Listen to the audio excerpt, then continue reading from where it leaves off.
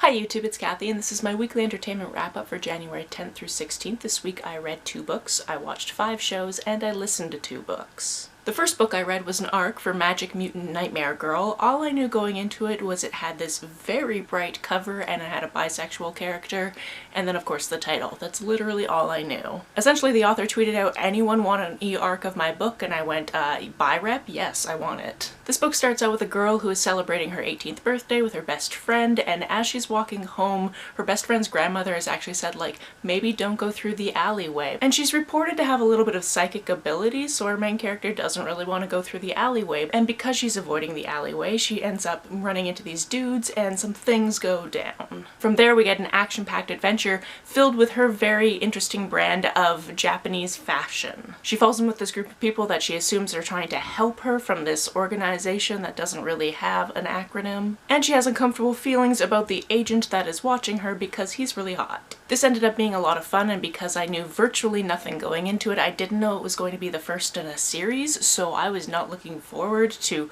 a cliffhanger, and then there was a cliffhanger, so know that going in. I would definitely read the next book. The next book I read this week was Faces in the Crowd. This is a very short book, and I can't say that I completely understood it. This is one of the books I got through my Life's Library book club subscription, and I really like this subscription because it sends me books I've often never heard of, so I get to try out things I wouldn't have picked up on my own. Sometimes they work for me, and sometimes I think that they are too smart for me. This book has a variety of different perspectives, and it doesn't say whose perspective you're actually reading from. You just have to read and kind of get the clues, and a lot of the sections are just a paragraph long. It's also not broken up by chapters or anything like that, so sometimes when I'm reading a section I will think that it's from one character I've already previously established, and it will end up being from a different character I've already previously established, and I'll only be able to figure that out based on very small clues within the text. I thought this methodology was interesting, but I don't know what I was supposed to have learned from this by the end of the book. This week we started about in the middle of the 4th season of Community, and then we actually watched all of that, all of the 5th season, and also all of the 6th season, so we're done Community now. This show was very great, but as the very last episode points out, it is hard to keep a show up when you're hemorrhaging characters, and it was very weird to see only 4 of the original 7 study group members in the show. Even though you can write situations where they're going to do interesting adventures or whatever in, it makes sense that it would end around this point, especially because then we can still hope for and a movie. Speaking of shows created by Dan Harmon, we also watched the first 2 seasons of HarmonQuest. This is a show in which Dan Harmon and a couple of other people, some that you will have actually seen on Community, sit down and play Pathfinder, which is like D&D, it's another role-playing type of game, and then every week they have a celebrity guest who just drops in. Often they've never played a role-playing game before in their life, but they're just given a character and they have to go with it, and it was a lot of fun. It's interesting because I thought every season was going to be a different campaign, and they kept the same characters throughout, which was very, very cool. I don't know what's happening in the 3rd season. I'm pretty sure there's a 3rd season. This all happened years and years and years ago. The 2nd season was from 2017, so I think there's a 3rd season, but I don't think there's anything after that. I'm excited to watch more. The other interesting thing about this show is you're not just watching them roll dice and that type of thing, it is edited down, and the parts where they're doing their adventure are actually animated, which is a lot of fun. This week I watched the 1st episode of the 2nd season of Rupaul's Drag Race UK. Now that there are 2 seasons of Drag Race running at the same time, I am going to get them confused. I'm going to think that certain queens are on one season and they're not, and forget that certain queens are on seasons, because it's like watching 2 different seasons of Survivor at the same time. Everybody just kind of blends together in my mind.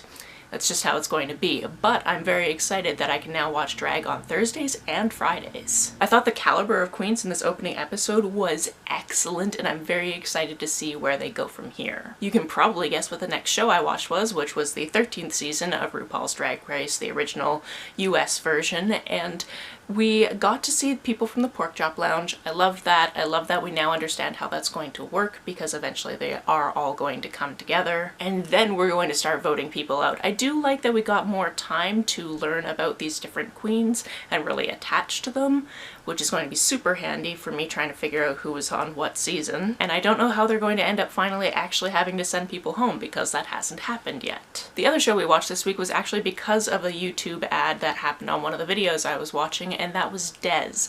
This is about a serial killer in the UK in the 1980s, and the titular character is played by David Tennant, which is why I went, I know all I need to know about this miniseries. It only has 3 episodes, but that means it's about 2 hours and 15 minutes total, and this fell a little bit flat for me. I don't know exactly what it was. It could have just been a movie. They could have cut some things out. I've also watched a lot of crime dramas and that type of thing, and there was never really points where you felt really excited about what they were finding out about the case. And I don't really know how to feel about that, because obviously we shouldn't be super excited about this person that killed people. This case started out in an interesting way. Essentially, some remains were found. They asked a guy that lived near there if he knew anything about them, and he was like, yeah, I killed that person, and also like 15 or 16 people total.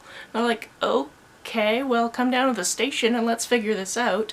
And it goes from there, trying to figure out who he had killed. Interesting premise, but it was ultimately lacking something, and I can't even really describe what that is. The first audiobook I listened to this week was Deacon King Kong. This is a book that has a whole host of characters, and I originally thought I was going to have a problem keeping characters straight, but that wasn't the case, so I was very happy about that. I don't know why it wasn't the case. I'm assuming it's something the author did to make people memorable, but either way I was happy to be able to track how things were going through the plot. If I'm remembering correctly, this one takes place in Brooklyn. I don't know my boroughs of New York very well because I've never been. I'm not even American, so forgive me if I'm wrong, but it takes place in a primarily black neighborhood that is right adjacent to some docks that are used by Italian mob type folk. It all seems to center around this church that has been there for about 30 years at this point, and characters that have come and gone from it. Near this church is a flagpole. The older folks in town tend to hang out there in the morning, and then the people selling drugs tend to be there in the afternoon. One afternoon, a very drunk man from the neighborhood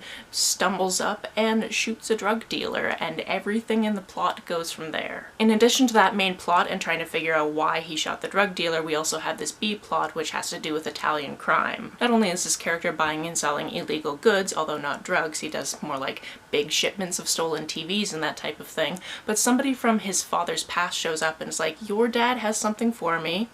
I need it back. It's worth a lot of money. I'm actually dying and I just want to make sure that my daughter is going to be fine when I leave, and I don't want any filthy lucre on her. She has a great bagel business. It's fine, but like I want to be able to leave her something, and also if you help me you can have like the bulk of the $3 million that this is going to net us. And then of course, because this was incredibly well written, these things kind of intertwine in interesting ways. I thought this book was just excellent, so if anything I've said sounds interesting, you should definitely pick it up. The other audiobook I listened to is called V. This is actually part of a promotion that is Canada-wide through libraries where anybody can listen or read the audiobook or ebook, and there are no holds on it for the month of January, so I thought I should read it like many other people will be doing so that I could maybe talk about it. I don't know if this is going to be an ongoing thing and there's going to be a new book every month. That would be amazing, but I just thought that since it was something that was blatantly promoted through my library, I should listen to it. This was a very short audiobook, and it had to do with a family that moved from Vietnam, I believe in the 60s, and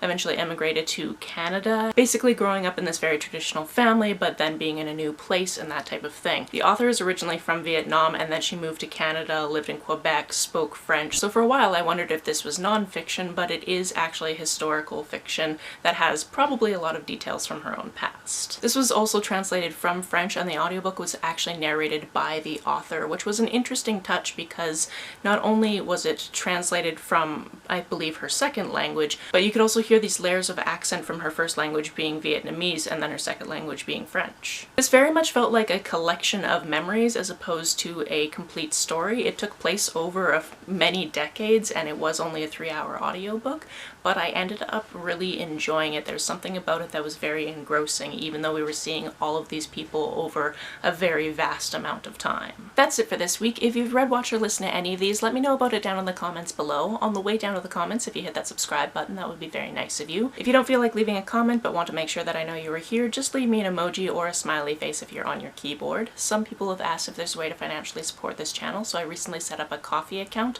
which is a digital tipping service. The link for that is down below, as well as the link to my PayPal and my Amazon wishlist in case you would like to buy me a book. You can like and share this as you see fit, and I will see you very soon. Bye!